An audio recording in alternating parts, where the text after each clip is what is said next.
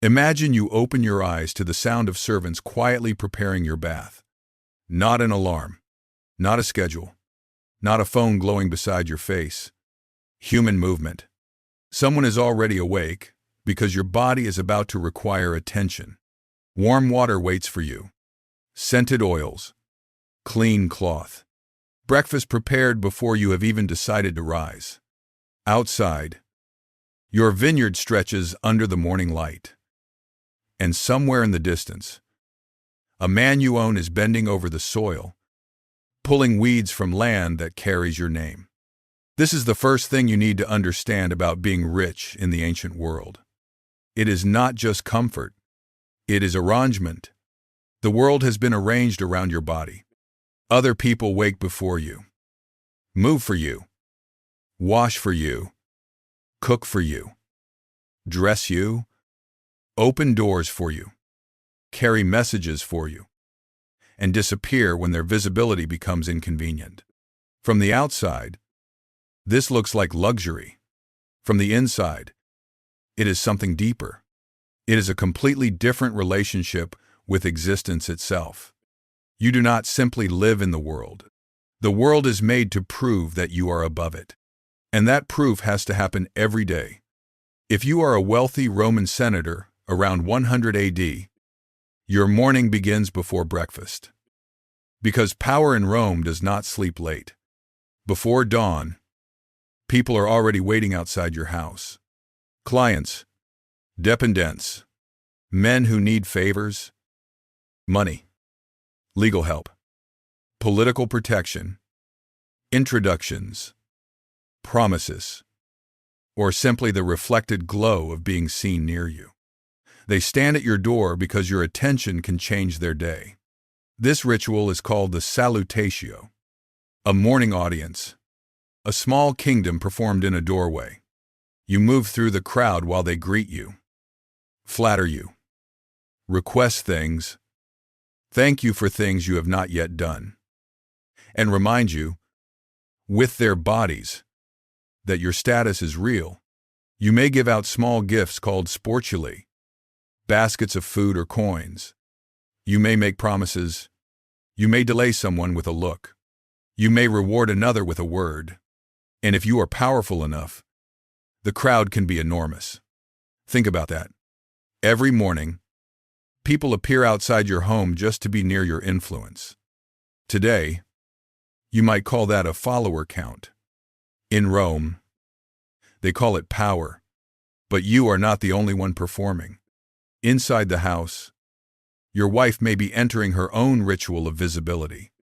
In Roman aristocracy, hair is architecture. A skilled ornatrix, a specialized enslaved woman trained in hair and cosmetics, may spend hours shaping curls, pins, towers, and impossible structures that announce rank before a word is spoken. This is not just beauty. Beauty is too small a word. This is social engineering done on the human head. In ancient Egypt, the morning face carries another kind of meaning. Kohl around the eyes is cosmetic. Yes, but it is also protection. It is believed to guard against infection, the evil eye, and the invisible hostility of the universe. So when you apply makeup, you are not simply preparing to be admired. You are armoring yourself against unseen forces. Even vanity becomes sacred when you are important enough. In Babylon, wealth reaches upward. If you are a rich merchant or palace official, your morning may begin with prayer to a personal god, a divine advocate attached to your household, not a distant abstraction, but a supernatural patron inside the bureaucracy of heaven. If life goes badly, perhaps your God has not abandoned you. Perhaps he requires more offerings, more ritual, more expense. Even the gods must be maintained. That is the secret running through the entire ancient elite world. Nothing holds itself up. Not your house. Not your beauty. Not your influence. Not your protection. Not even your relationship with the divine.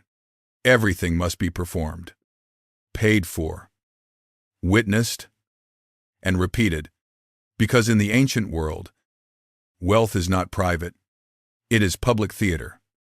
And the first stage is your morning. And the morning is only the beginning. Because once you step out of the private ritual of being served, the house itself takes over. In the ancient world, your home is not just where you live. It is an argument, a statement made in stone. Paint, water, columns, shadows, and human labor. If you are a wealthy Roman, your domus is designed to control the visitor's body. First, a narrow entrance. Then, suddenly, space. The atrium opens above you. Light falls through the roof. Beneath it, the impluvium catches rainwater and reflects the sky back into the house. This is not accidental beauty.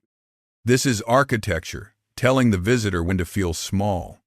Beyond the atrium sits the tablinum, your room of business, records, negotiations, and status. This is where people come to ask, bargain, flatter, and remember who holds the center of the house. Then comes the peristyle garden. Columns, fountains, statues, plants arranged with the kind of precision that only looks natural because someone else is constantly maintaining it. The message is simple. You do not merely own shelter. You own atmosphere. But look closer.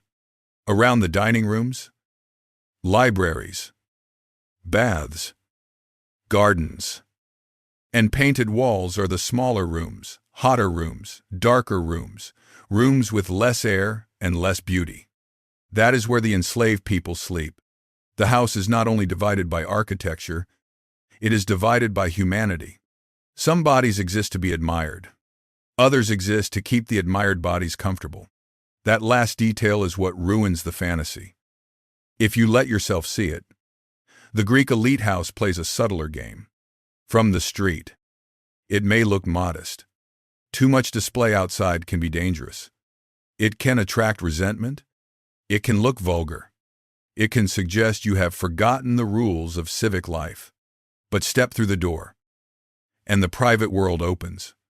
Courtyards, shade, fine pottery, bronze work, controlled coolness, wealth hidden from the street, but perfectly visible to those allowed inside. In Babylon, wealth takes another form. Water. In a dry landscape, a garden is not just a garden. It is a conquest.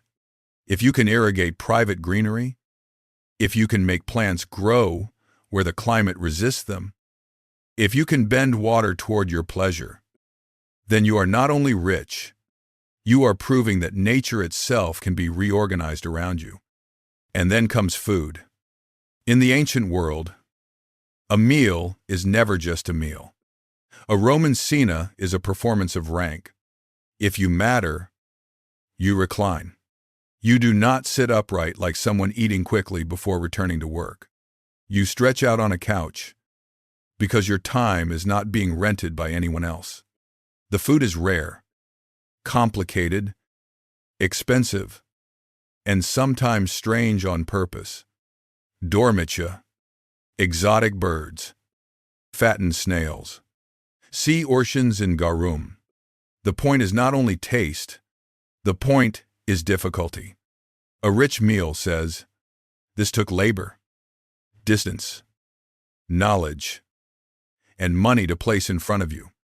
Even the wine ranks people.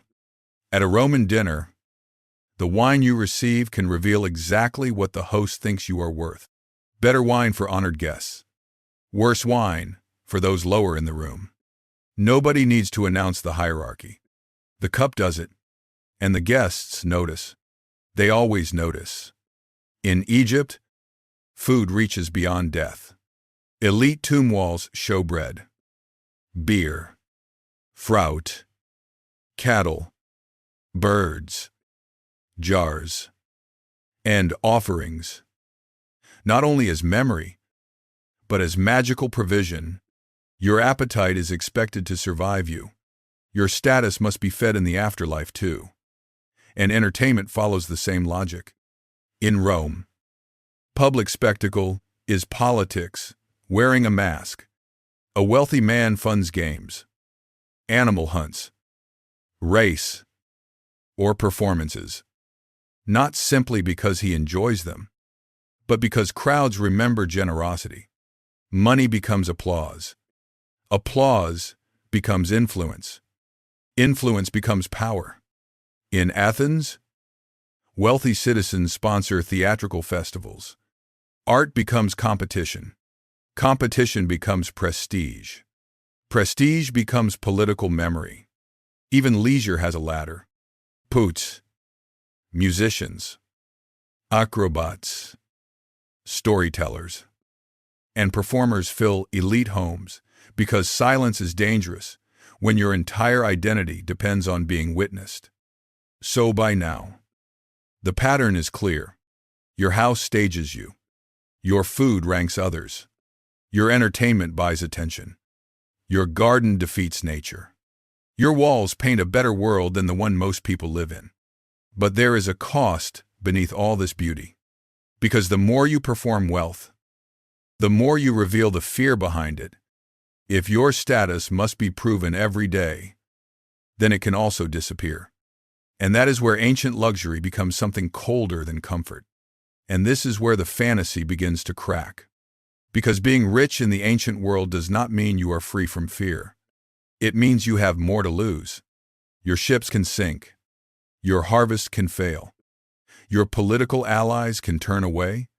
Your reputation can rot quietly in rooms where you are not present. And if you live under an emperor, even ownership is not as solid as it looks. If someone more powerful wants your land, your villa, your money, or your silence, wealth can become a very temporary condition. So you keep performing. You host dinners. You give gifts. You sponsor games. You maintain clients. You decorate your house. You dress correctly. You walk slowly. You make sure people see you moving through the world as if nothing can touch you. But that calm is part of the performance. A powerful Roman does not rush. Because rushing looks like need, and need is dangerous. Even the toga makes this point. That huge folded garment is not practical. It is difficult on purpose. It tells the world you have people to dress you. You do not wear it because it makes life easier. You wear it because difficulty itself has become proof of status. The wealthy of antiquity do not simply relax. They perform relaxation, and death does not release them from that performance. In ancient Egypt, a wealthy person can spend years preparing for the afterlife. A tomb is not just a grave. It is a project, a second house, a legal, religious, artistic, an economic machine designed to keep your identity alive after your body fails. Food is painted on the walls. Offerings are arranged. Priests are paid. Rituals are maintained. Even eternity has administration. And if you are rich enough, you can afford better paperwork with the gods. But beneath all of this, beneath the oils, gardens, wine, painted ceilings, marble rooms, private baths, and slow walks through the atrium, there is one truth that cannot be made beautiful. Enslaved labor makes the whole structure possible. Every bath drawn before you wake, every meal prepared before you hunger, every lamp filled before the room goes dark, every robe folded, every floor cleaned, every message carried, every child tutored, every garden watered, every body made comfortable. Someone else is doing it. And in many elite households, that someone is not free. This is the part ancient luxury wants you not to look at too closely.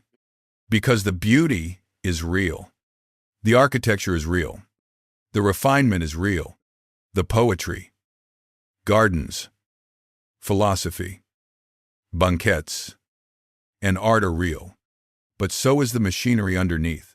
The wealthy do not only own objects, they own time taken from other people. That is the deepest luxury. Not gold, not wine, not rare food. Time. You can read in the afternoon because someone else is working. You can debate philosophy because someone else has cooked the meal.